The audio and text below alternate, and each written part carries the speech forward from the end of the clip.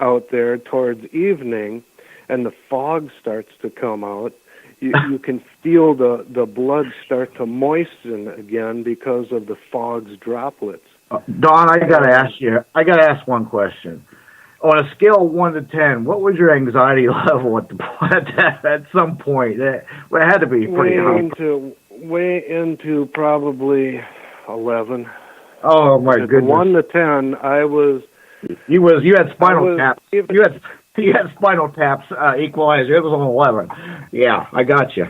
Okay. Yeah, wow. Because even though I had to trust in the Great Spirits, or the Great Spirit and the lower spirits to protect me, it was still, I was a kid yet, and this was stuff that it's hard to explain. But in my mind now. Oh yeah, let me ask you this real quick. How old were you when you did that? Oh, there was different ones, but I believe that the blood ritual, I was around 13, 15. Oh wow. Okay, go ahead. I just had to. That's young. While I was sitting there, in my mind, I had a vision. It was a giant, a black giant, like a man, came, and this is while I was hearing something walk around me, and I felt the breath on my neck. It walked completely around, and in my mind, I seen this large figure sit before me. And while he was sitting there, I seen a yellow-toothed grin come out of this dark object's face. And in the morning, when I felt the sun come over me, and I could finally open my eyes, I looked in front of me, and there was an impression of something that had sat there in the moss. So it was actually there. Yeah, I would say that was quite an experience and an impression to leave on a 13-year-old boy for sure. Yeah. Yeah. But it opened my mind to the spirit world in a way that no one can experience the spirit world unless you do some of these rituals. I got to ask another question. Did your grandmother ever find out about that? Oh yeah, she was always worried. She was white-knuckled. Every time Ben would come to pick me up and he'd say, "There's another quest," she'd be white-knuckled. But being that she was part hunk papa, she knew that once I passed and I was a graduate, that was a major achievement, and she would be forever proud. Okay. And when I graduated, I was first staff. And finally, by the time Ben had died in 1991, I had made it to a shaman third tall staff. And that's just one under him. Ben was a fourth. Oh, wow. Fourth tall staff. That's awesome. Hey, listen, I'm going to put you on hold 1 second. I just want to tell everybody that's watching on Facebook Live, the live feed's going to cut off, so please transition on over to www.nightdreamstalkradio.com to continue listening to this fascinating conversation with Don Young. I'll see you on the other side. Okay, go ahead, Don. Okay, yeah, and like I said, when I was a youngster, I was skeptical. Just like most people, and still today, I'm in the middle of the road. I won't, when I go out on an expedition or take people out into the woods, I won't tell them like these other expeditions that, you're going to see a Bigfoot. I ain't telling them that. I mean, I don't know what they're going to see. You can't tell a person you're going to see a cryptid. You don't know. I don't know what I've seen, whether it was spirit or physical. And you know what? I think most people that do see them, I think they see them maybe by accident. I think if you took a percentage of people that are out looking for it compared to the ones that actually see them, I think it's higher the ones that just accidentally stumble upon them or whatever. I don't know. That's my opinion. Yeah. And there's the other theory that I have, and Ben also taught me that. He goes, when a person does encounter one, and you're not supposed to encounter one, when you're not supposed to encounter it, and you do, bad things will happen to you.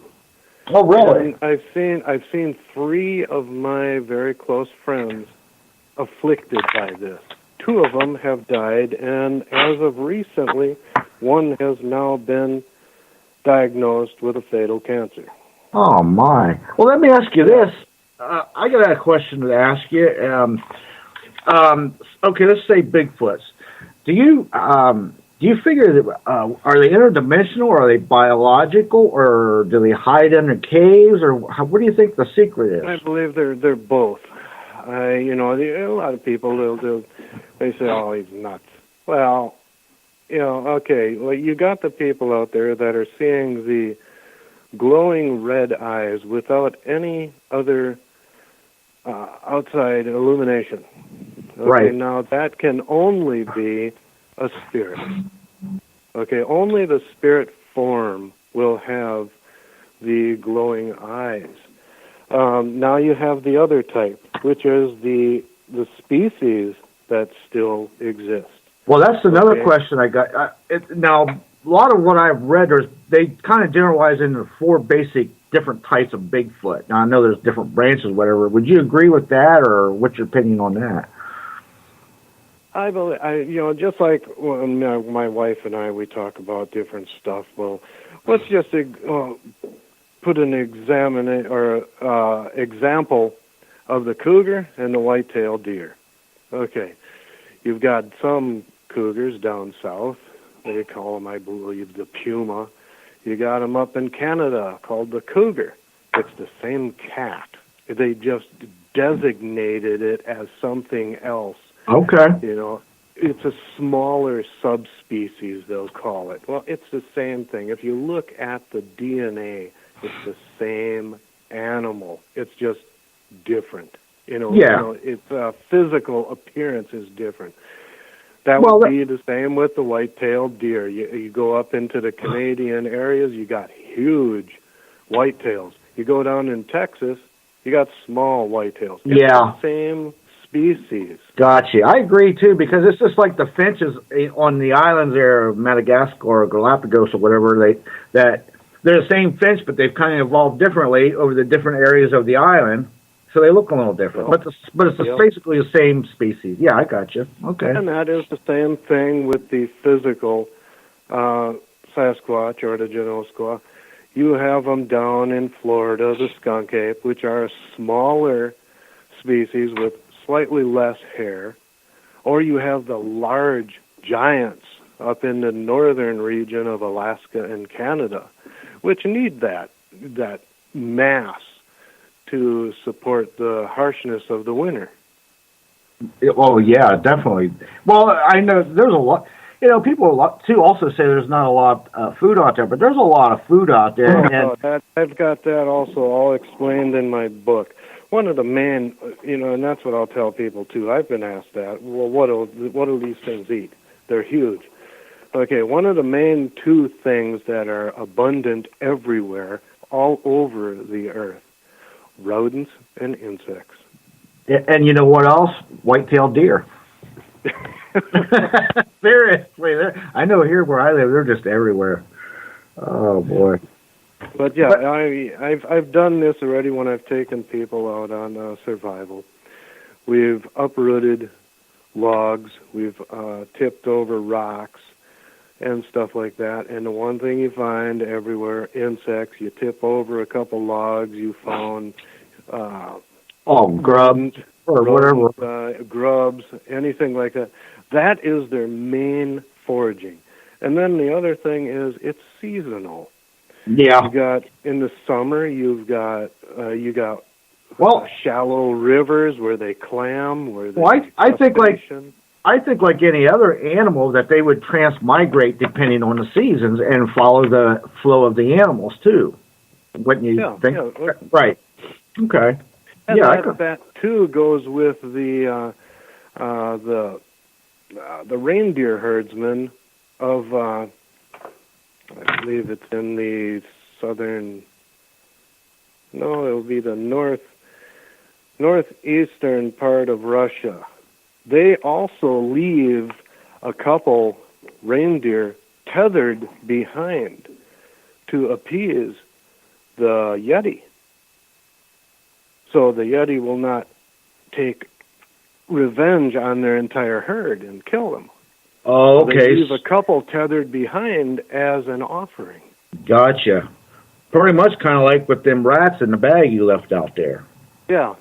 Well, I didn't think that was where it was going. You know, I was leaving it for the wolf, but right. I thought it would be a nice treat. Yeah, that's funny. Okay. So, what would your advice be to somebody if they want to go out and then search for these things on their own? You just a few pointers. You got a few pointers for them? Yeah, that's the main thing is don't search for it. Don't look for it. The main thing to do is not look. Find yourself a tree way out in the middle of nowhere. Sit there, have a sandwich, hum to yourself. Just be at peace. Do not search. If you search, you are being a hunter. You don't want to be a hunter. You don't want to let any, and that's what I've shown people already, that regular sportsmen, hunters, when I take them out on guides. I tell them, you don't, and they'll notice it. When you're out in the woods and you're carrying a gun, it's very hard to see a deer. When you're not carrying a gun, they're everywhere. Yeah. Yeah, believe me, I remember kind of my little vision quests that I used to go on when I was about 12. I was in the middle of nowhere, and something just stopped me in my tracks, and I knew there was something behind me. And I turned around, and I'm telling you, I was 5 foot. There was the biggest buck deer.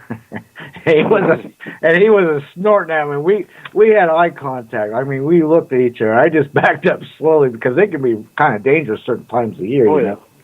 So he went his way and I went mine. I was like, okay, we're good. But yeah, I got what you're saying on that. Well, now let me ask you this: have you ever, when you were out there, when you're out and about? Now, not all these things are warm and fuzzy by no means. I would say, no. just like humans, they're not giving off warm fuzzy orbs or nothing like that. There's, any other animals are unpredictable. Who know? We don't know. We don't know. I mean, they are. The physical form is a primate, and as everyone knows and seen on news reports and everything else, primates can be very violent. Look at all the chimpanzee attacks and stuff.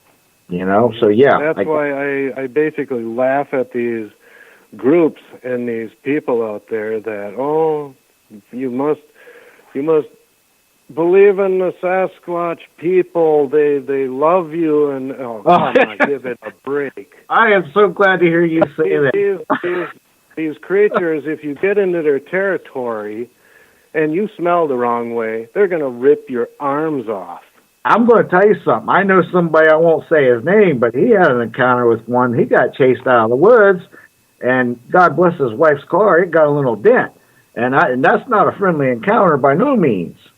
No, they're very, very territorial. I had a run-in like that. It's in my book.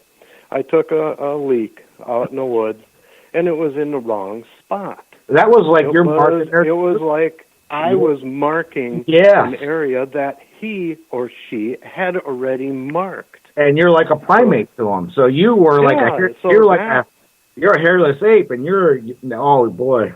Ouch. Yeah, and what happened is there was a territorial conflict where there was a tree that was being just lashed back and forth so violently that all the leaves were just being whipped off of this tree. Wow, I got news for you. If I'm out in the middle of nowhere and I see a tree moving like that, it's time to, get to the car. Oh, I got out of there. Yeah. Half my stuff that I had there, my thermos, my hot seat, because it was during hunting season. So all that became an offering. All that stuff got left behind. It became an offering.